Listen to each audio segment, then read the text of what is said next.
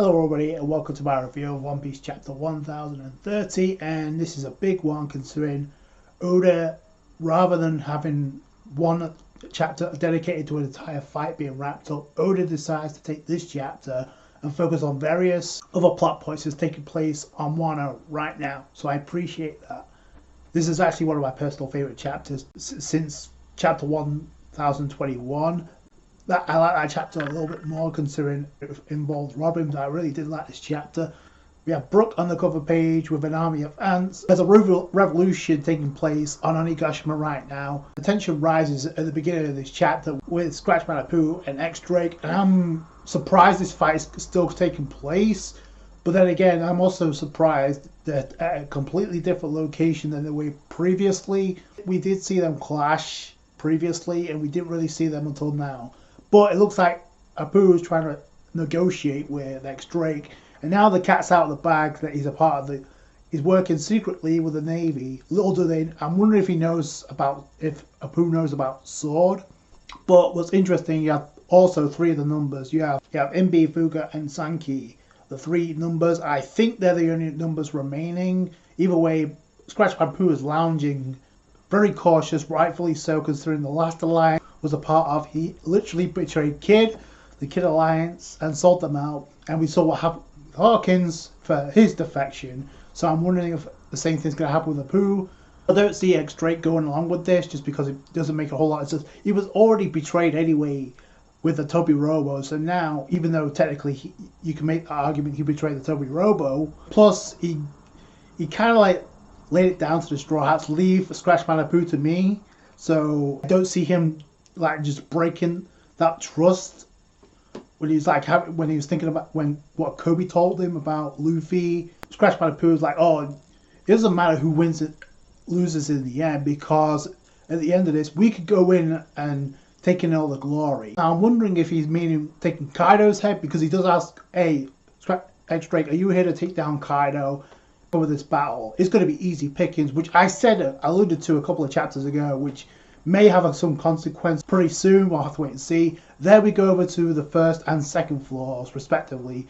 We go with Nami and Usopp, with Komichio, who's literally being carried by Hamlet, the giraffe, devil fruit user, the smile user. Speed and Atam are also there.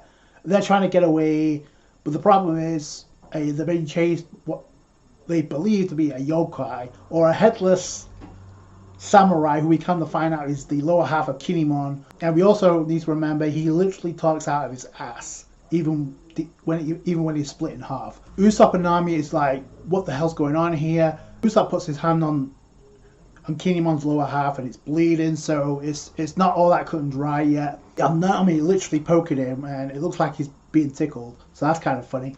So it's the lower half of Kinemon's body cut at Usopp when it's actually Usopp's trying to call Kinemon, so that's why Nami's poking him on the ass apparently, so that's kind of funny. Kinemon says something important to Usopp, and then he immediately, whatever it is, it's important enough to like say to Nami, okay, stay with Tama, I'm going to go with Hamlet and Kinemon's lower half, stay here.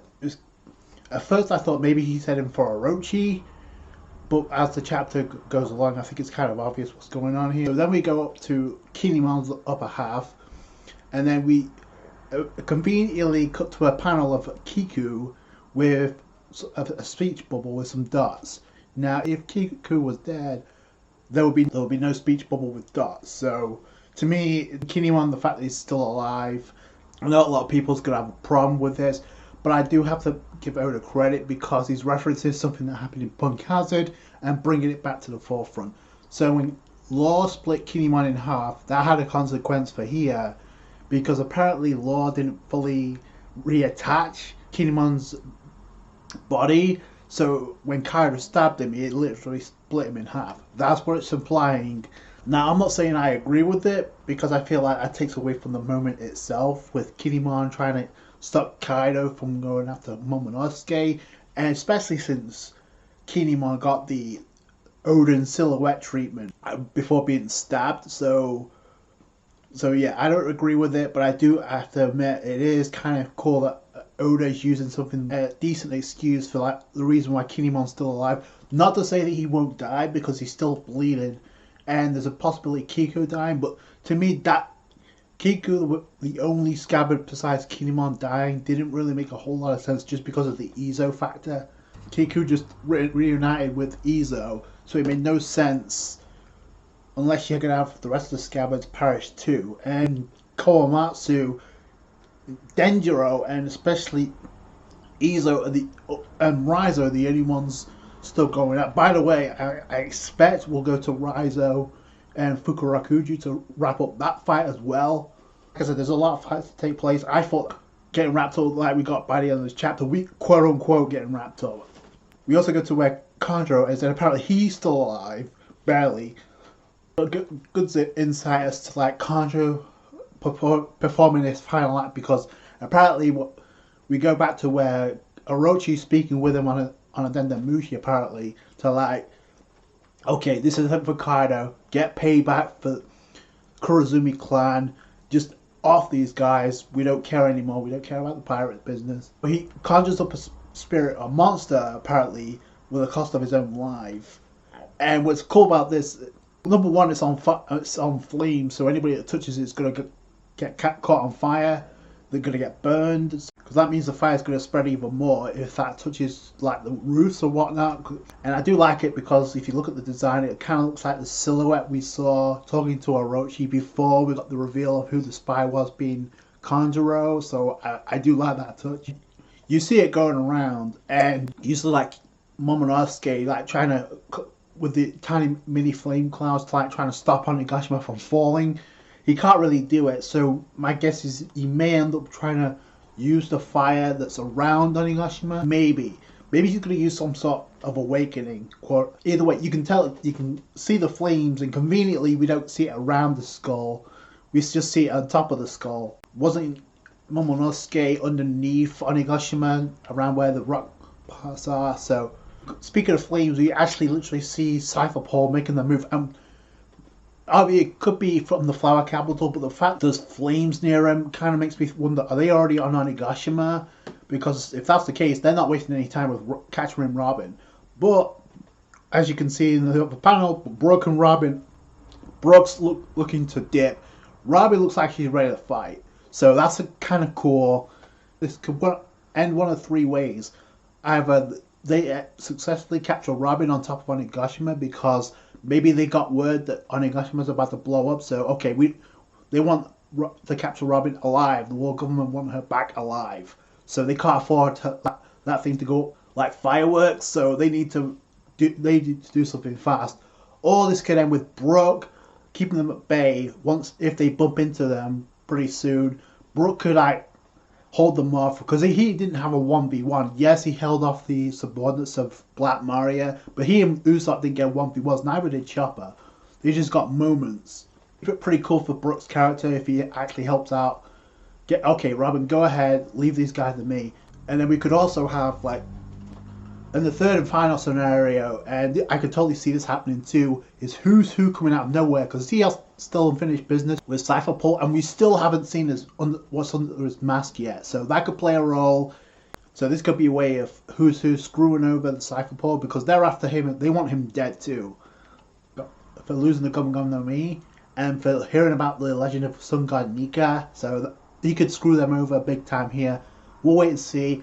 By the way, we got the panel of Marco, Izo, and Komatsu. I love the panel below where we got the Calamities and Kaido fighting against the Monster Trio, Zoro and Luffy. And if you notice, Sanji's literally kicking Queen, so that's cool because it means I have a Queen caught up with Sanji and Sanji's forced to fight, or Sanji went back and fought Queen and got over his little emotional crisis here. Like I said, Sanji kind of has to get over that himself in order for it to have more development and have more satisfaction with his incoming power-up. Go back to whole Usopp and Kinemon heading towards somewhere. We don't know where. We don't know what Kinemon said. And immediately I thought, is Usopp going to fight Orochi? But then I thought, no, because there's not enough time on that. Because there's no telling where he is, so they'd have to search the place top and low. High and low. Orochi could bump into them if he tried to pull something, but my gut is Usopp and Kinemon are heading for where the weapons are. to try and get rid of him. So you have 3 people already on the move, Yamato as well, to try and get rid of the weapon so Onigashima doesn't blow up. So that's what Orochi's plan is, like conjure a spirit, ignite the weapon so it blows everyone up. So you got 3 people trying to put a stop to that. So it doesn't make sense for them to like single out Orochi and go after him unless he's there on the way. So Kinemon apparently shot that Orochi survived being beheaded. If we hadn't seen that already with Kaido, so I think Yamato should be the one to start this because Yamato thought of it first. It could lead into like Usopp bumping and Kinemon's lower half bumping into Yamato, and it could also mean that Hiyori could play a role because I still think she's an Onigashima. I said multiple times that Hiyori needs to be the one to take down Orochi just because of the Kozuki clan past. So yeah, it just makes a whole lot of sense. It looks like Kid's got Punk Gibson is surrounding himself in metal again, but then Big Mom's using Ikoku sovereignty and just slices through that like it's nothing. Yamato notices this as well because Yamato's nearby. Big Mom goes right for Kid. You see him cut through the metal and Kid's in a bad way. And then we go to a flashback to where they're talking about some sort of strategy, coming up with a strategy against Big Mom. And then Kid brings up the thing, okay, we're not getting anywhere. Can you use that awakening ability to Law? And so as soon as I thought that, okay, here we go. So Law and Kid talking about using the awakening. He says that I'm only going to do it if it's me coming up to near death. It makes sense because the last time he used something that I'm wondering if this is going to drain his lifespan by kind of like what happened with Doflamingo. He overused room to the point where his lifespan is shortened. So is this going to be the similar thing here with Awakening? Which, by the way, was foreshadowed back with the Worst Generation with Doflamingo when he did the same thing when he did it for the first time. We see Katakuri do it, so it just makes sense. Law Kid we knew Kid would definitely get it. Laws would have been broken no matter what because his double fruit ability is already broken. So Law ends up using it first. He uses Kroom, and apparently he coats his sword with anesthesia. So I'm guessing that's his awakening then, or he uses the awakening after. Because this one's confusing me. Law has a big hand in this chapter, by the way. But Law, best non-straw hat character of this show, goes right for Big Mom's neck. He literally stabs Big Mom through the neck, and then uses wave shock, and then just you see like Big Mom being electrocuted. Laws like that. So the injection is harmless. However, but with Kroom, your influences your body in other ways, and I'm wondering if he changed the properties of Big Mom's soul, as in with the homies, like obviously Prometheus, Napoleon, and Hera. Is that what Law did to change the properties of Prometheus? Because he ended up becoming magnetic with Kid's ability, sticking to Big Mom. Big Mom's bleeding out the mouth, by the way, for the first time. I mean, she did cut her leg back in Whole Cake Island, but this is a whole lot more. This is a different ball game. Like she just literally got stabbed in the throat and then gets a shockwave. Big Mom gets triggered by this with his awakening, a sign, and then you see the 2 walls of metal, like huge metal walls. Big Mom and crushed by that, and that's how the chapter ends, quote unquote, looking like it ended up finishing off Big Mom. Now, I don't think this killed Big Mom, nor do I think she's finished. I can totally see this ending the fight. I can totally see it not being the end of this fight, but doing such severe damage to Big Mom. Because Oda's already is made it crystal clear he's in a rush to like wrap things up with the fights. So maybe after that we can go to the Kaido flashback and then polish off Luffy versus Kaido. Because after this fight, we technically should only have Raizo and Fukurakuju, then Queen versus Sanji, and then Zoro versus King, and then Luffy versus Kaido. If Big Mom goes down, that should be the order of entry for where these fights end. The Monster Trio versus the Calamities and Kaido should be the last 3 fights of this arc, unless something else happens. So yeah, this just raises up a huge load of questions. Is Big Mom down? Technically, considering it took at least the last of the ending of this chapter to like take down Big Mom. It could be believable, but at the same time, it's kind of underwhelming if it is a Yonko being taken down at this point. It is pretty cool because this team up's pretty broken anyway. So especially when you add in like Awakening, there's definitely foreshadow for Luffy using it, and especially when we got in the previous chapter with Killer, it would just make sense here. But I can definitely see this not being the end of the fight. We'll have to wait and see. But all in all, I thought it was a great chapter. Did not expect the ending. I expected Oda to focus on one fight per chapter like he's been doing. But so this was a cool surprise on Oda's behalf. Just to like give us a rundown of what's going on. Obviously, like I said, I speculate that Usopp and Kinemon are gonna do the same thing that Yamato are doing and try and get rid of the weapons.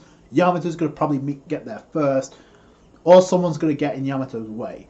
So I can't wait to see who that is, but I just don't see this going awry. Speaking of it going awry, what do you think about Cypher Pole? Are they on Onigashima? Because if that's the case, that could turn out to be turn out to be stupid. Even though they're desperate to get Robin, like I said, this could really blow up in their face. Literally, it's about to go off. Even if they do get to Robin. Which I don't think they will because Oda's telegraphing that way too much. Like, first it was a shock because Rob Lucci said, okay, he laid down the law, get Robin back alive. But the fact you have warships coming, and the fact that you have, like, Cypher Pole, you see them making a move already. I personally thought they were going to wait until after the fight has taken place because Scratch Rattle Pooper up something like I've been saying, like, no matter what, they're not going to have the strength to fight back. But it looks like Robin is ready to fight in this chapter. I just want to touch on one final thing. The fact that I said that another supernova in the form of Bonnie could show up on Wano, I wasn't too sure how that could happen. But speaking of those warships, she was on Mirajoa above Marine HQ. So she could have easily stuck on board one of the warships. And then, because I definitely see there being a twist. Oda's telegraphing that way too much for there not to be. I thought it was an awesome chapter. Very questionable a debate of whether or not Big Mom's actually dead or alive. If actually Big Mom's taken down, I don't think she's dead. Nor do I think Kaido's being killed off unless Blackbeard shows up, which would be crazy at this point. Because nobody would have the strength to stop him. And that could be another reason that happened. So we'll have to wait and see. So those are my thoughts. Please tell me yours in the comments below. I love this chapter. That's going to do it for today, guys. Thank you so much for watching. Like the review if you did it. Thumbs up. I appreciate that. Subscribe, chat for more One Piece. Catch you guys later. Thanks, guys.